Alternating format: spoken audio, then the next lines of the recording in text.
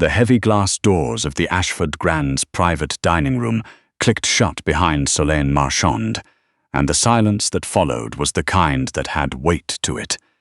Raphael Voss didn't look up from the documents spread across the mahogany table. He didn't need to.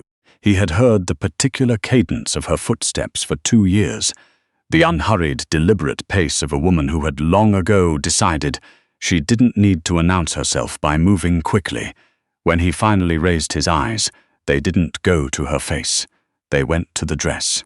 It was the color of a Bordeaux poured in firelight. Deep, dark red velvet that wrapped around the full architecture of her body, the generous curve of her hips, the soft weight of her chest, the rounded softness of her stomach. Without apology, without concealment, without any of the oversized blazers and shapeless black cardigans she wore every other day of the week. Her dark hair was down for the first time he could remember. She looked like someone had finally let her out of a box she'd been keeping herself in. "The Whitmore account confirmed," Solène said, setting a leather portfolio on the corner of the table, completely composed.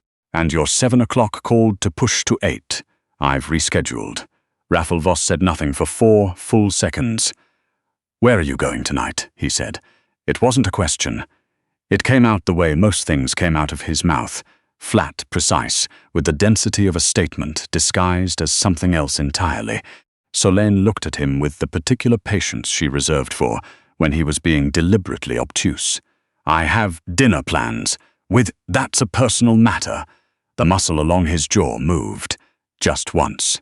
Raphael Voss, who had built the Voss Hospitality Group from a single failing inn in Whistler into a constellation of 43 luxury properties stretching from Halifax to Hong Kong, was not a man accustomed to information being withheld from him, especially not by the woman who knew at any given moment precisely where every cent of his money was, who owed him favors, and which of his senior partners were lying to him.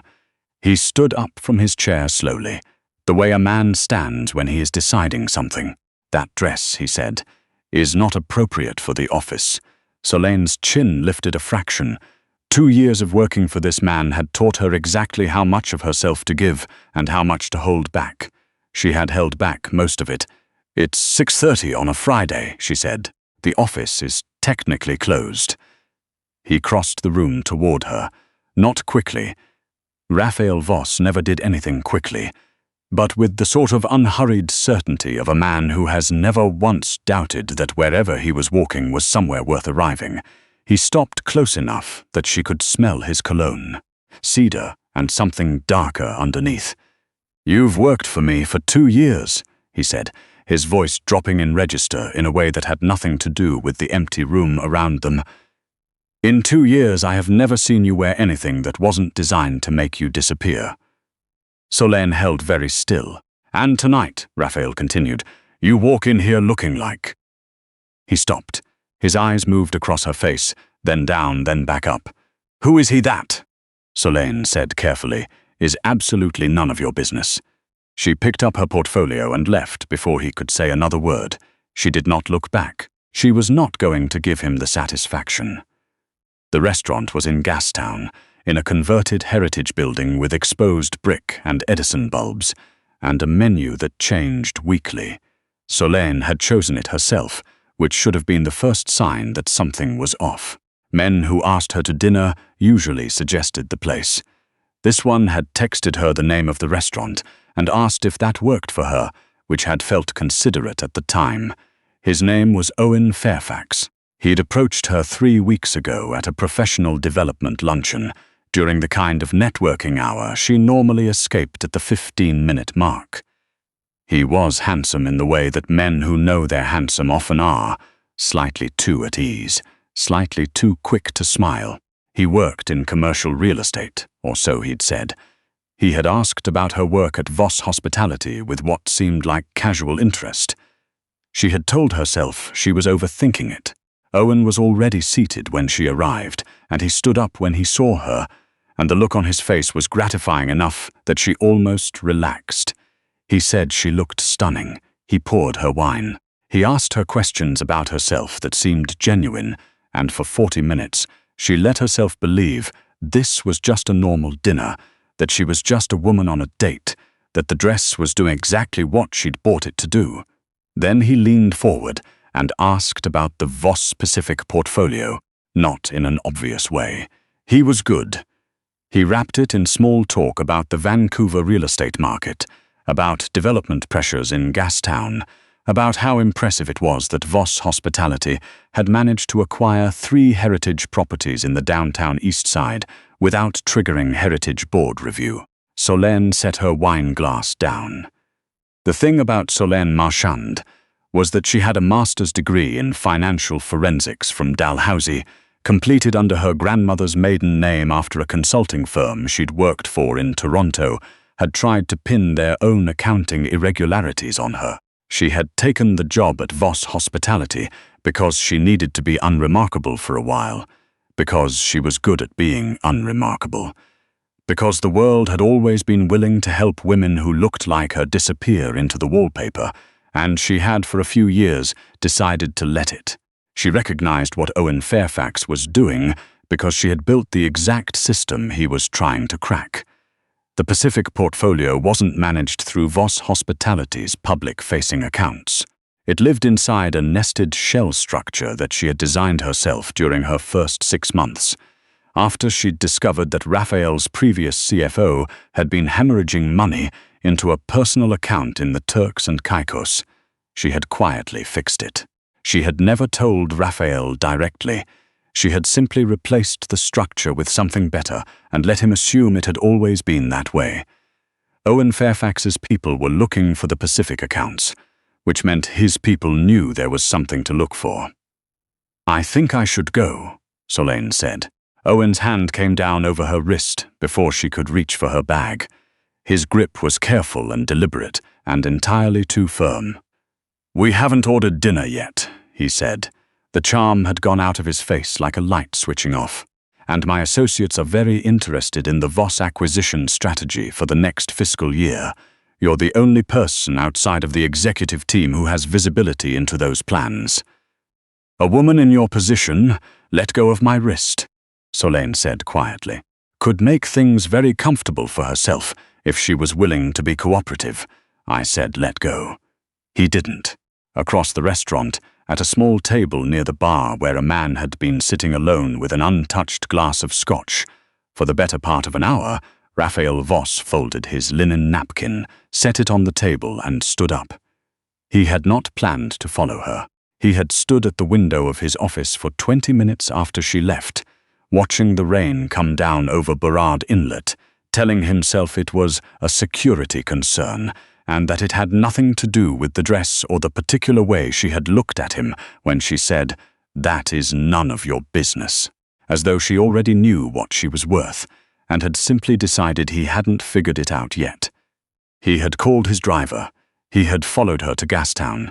He had sat across the room for 40 minutes, watching a man he'd never seen before ask his operations director very careful questions, and he had watched Solène's posture change, the exact moment she understood what she was sitting across from, and he had already been moving when Owen Fairfax's hand closed around her wrist.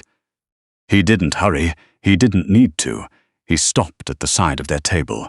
He looked at Owen Fairfax with the expression he usually reserved for contractors who had tried to overbill him. Not angry, exactly, but resolved in a way that was significantly worse than angry. "Take your hand off her," Raphael said. Owen looked up. He was good enough at reading rooms to understand immediately that this was not a situation he was equipped for. He released Solène's wrist. He started to say something. "Don't," Raphael said.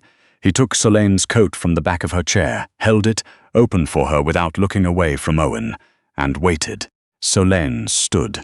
She was shaking slightly, which she was furious about, but she stood with the full weight of herself and picked up her bag and let Raphael help her into her coat without saying a word. Outside, the rain had picked up. Raphael's car was idling at the curb. He opened the door for her, and she got in, and he got in after her, and for a full minute neither of them said anything. "Your wrist," he said. She looked down. Owen's grip had left a ring of redness around the soft skin above her pulse point. "It's fine." "It isn't." He reached over and took her hand with a careful, contained gentleness that was entirely at odds with every other thing she knew about him. He turned her wrist over slowly, examining it in the low light of the car. "Who sent him?" "I don't know yet," she said. But he knew about the Pacific portfolio. He knew about the nested accounts. Raphael went very still. "That's not possible," he said. "Those accounts don't appear in any external documentation. My own board doesn't have full visibility into that structure. I know." Solène met his eyes. "Because I built it." There was a long silence. "You built it," Raphael repeated. "Your previous CFO was routing funds through a Turks and Caicos account. He'd been doing it for about 14 months when I started. I found it in my first week." She kept her voice flat, professional, the same voice she used to present quarterly reports. "I didn't tell you because I didn't know you yet, and I needed to understand the full scope before I said anything. By the time I'd mapped it, I'd already replaced the structure. I transferred the recovered funds into a discretionary reserve under the Heritage Property Holding Company. It's in the annual summary under line item 47. Raphael stared at her. "Line item 47, he said slowly, "which I have signed off on for 2 years without asking about it, because you told me it was legacy infrastructure maintenance. It is. Now, it maintains itself." Another silence. Outside, Vancouver moved past the windows in streaks of rain-blurred light. Solène. Her name in his mouth sounded different than it usually did. Deliberate, like he was paying attention to it. "How much did my former CFO take?" "About 2.3 million over 14 months. And you recovered 2.1. The remainder was in a personal account that had already been liquidated, and pursuing it would have required a disclosure that would have triggered a regulatory audit. The cost-benefit didn't support it." Raphael was quiet for a long time. "You have a forensic accounting degree," he said. It wasn't a question. "Dalhousie. Financial forensics and corporate fraud analysis." She paused. "Under my grandmother's name. There was an incident at a firm in Toronto." "I know about the incident in Toronto," Raphael said. "I had you vetted before I hired you." Solène blinked. "Then you knew.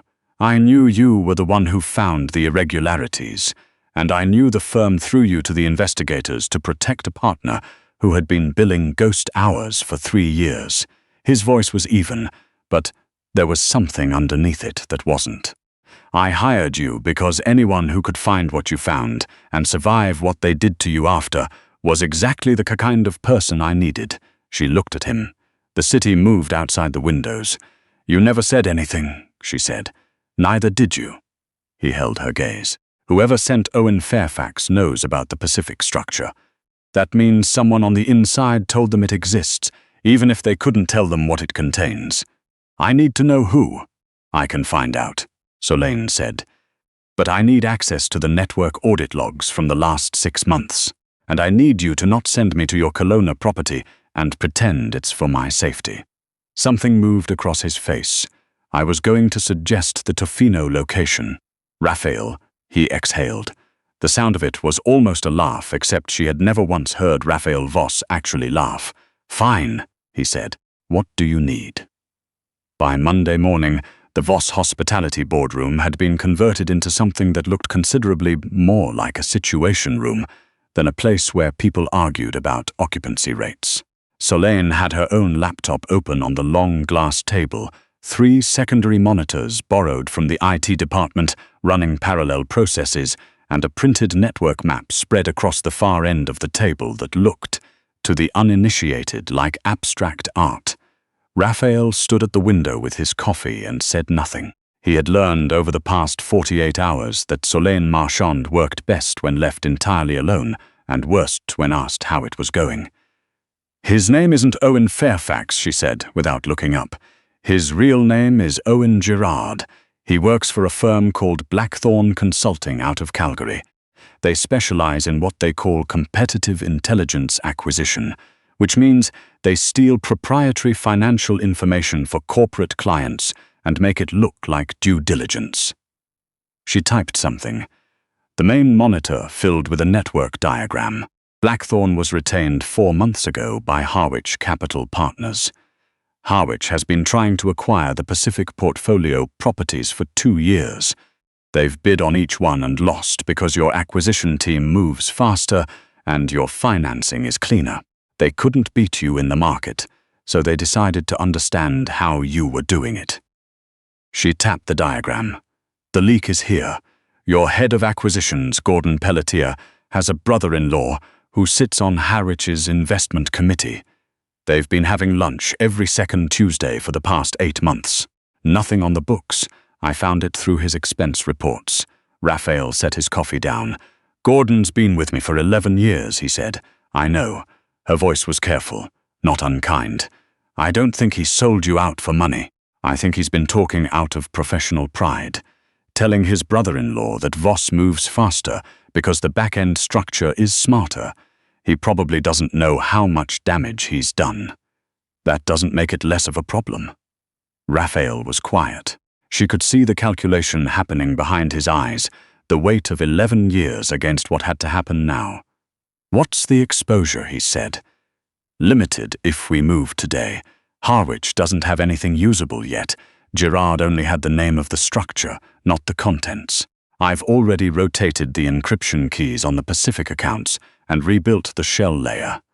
They're looking for a door that no longer exists. She pushed back from the table and looked at him directly. I also drafted a letter to the British Columbia Securities Commission disclosing a potential internal compliance concern and outlining the remediation steps already taken. It's preemptive. It protects you if Harwich tries to go to the regulator first. Raphael stared at her.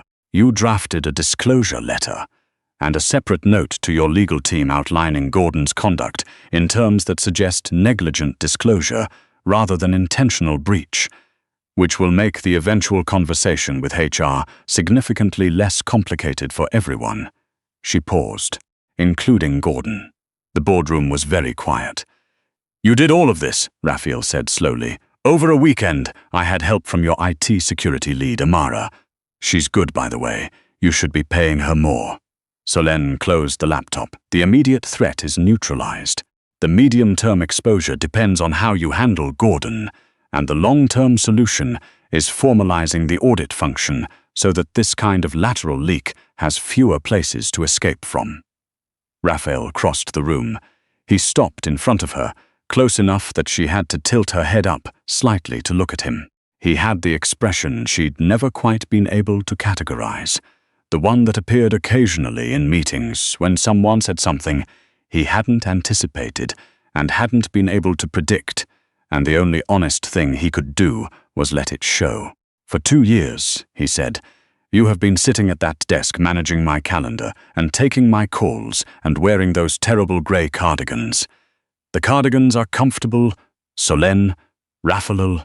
You rebuilt my entire financial back-end, recovered $2 million, saved me from a regulatory audit, identified a mole, neutralized a hostile intelligence operation, and drafted our legal defense.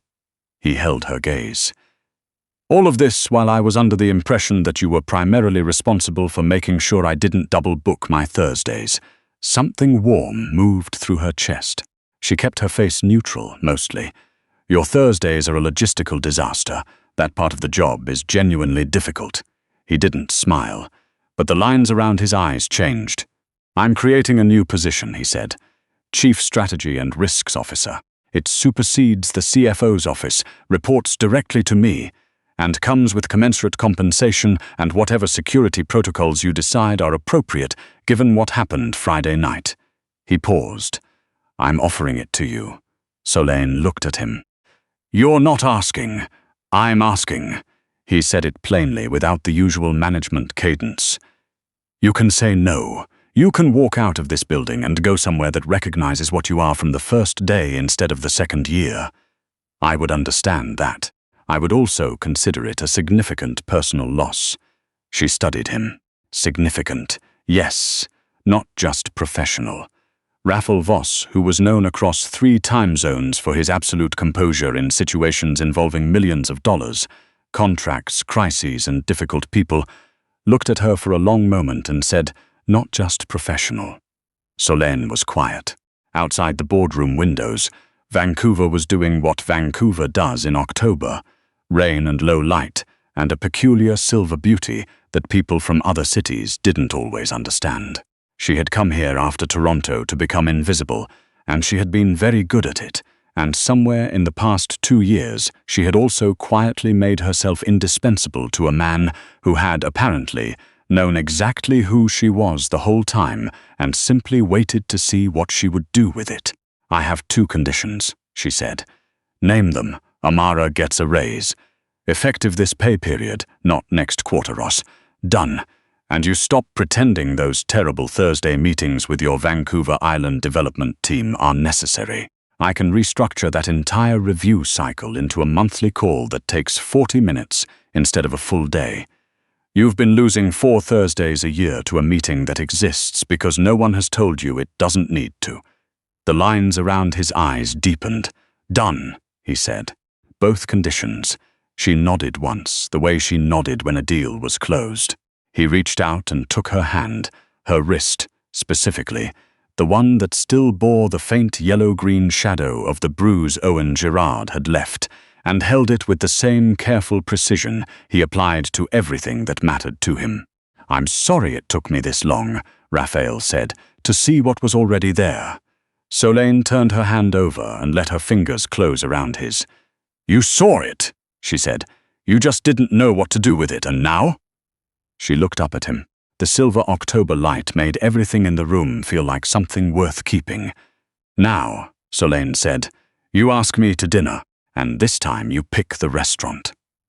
The Voss Hospitality Group's annual report that year noted, without elaboration, the creation of a new executive position and a significant restructuring of the company's risk management framework.